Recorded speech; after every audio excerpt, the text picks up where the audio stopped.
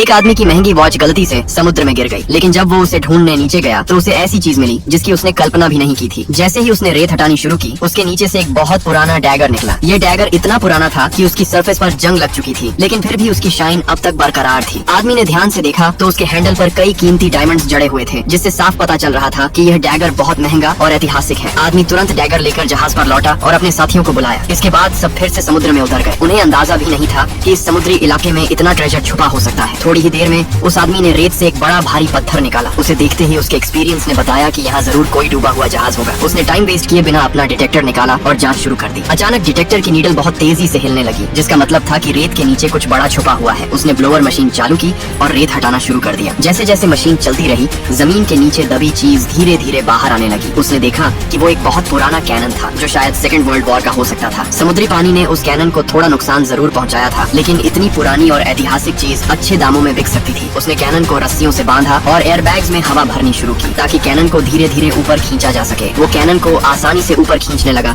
लेकिन जैसे ही वो सरफेस के पास पहुंचा, अचानक एक हाई स्पीड बोट उसके ठीक ऊपर आ गई। पता चला कि मरीन पुलिस आसपास पेट्रोल कर रही थी। उन्होंने देखा कि वहाँ एक जहाज खड़ा है, जबकि यह इलाका एक्सप्लोरेशन के लिए प्रोहिबिटेड था। इसलिए उन्होंने कैनन को पानी से बाहर निकालने की हिम्मत नहीं की। उसके एक साथी ने पुलिस को बातचीत में उलझाने की कोशिश की, लेकिन पानी में ज्यादा देर तक रुकना आसान नहीं था। इसी बीच पॉल ने फैसला किया कि वो थोड़ा ऑक्सीजन रिलीज करके कैनन को वापस नीचे गिरा देगा, लेकिन उसके एक साथी से गलती हो गई और उसका हाथ फिसल गया। उसने एक बार में सारा ऑक्सीजन रिलीज कर दिया। कैनन तेजी से नीचे गिरने लगा और उसका साथी भी उसके साथ खींचता चला गया। उसका एक हाथ कैनन के नीचे फंस गया। सब साथी मदद के लिए आगे आए, लेकिन कैनन इतना भारी था कि कोई उसे हिला भी नहीं पाया। ऊपर से ऑक्सीजन भी लगभग खत्म हो चुकी थी। अगर ऐसे ही चलता रहा तो सबकी जान जा सकती थी। इस संकट की घड़ी में पॉल ने दिमाग लगाया। उसने बची हुई ऑक्सीजन एयरबैग्स में भरी और पूरी ताकत से कैनन उठाने की कोशिश की। एयरबैग्स की मदद से सबने मिलकर अपने साथी को बचा लिया। जब सब जहाज पर लौटे तो देखा कि मरीन पुलिस अब भी वहाँ खड़ी थी, लेकिन किस्मत ने साथ दिया, क्योंकि उनके साथी नीला ने देखा कि पुलिस में से एक उसका पुराना दोस्त था। थोड़ी बातचीत के बाद उसने उन्हें वहाँ से जाने दिया। इस घटना के बाद पॉल को यकीन हो गया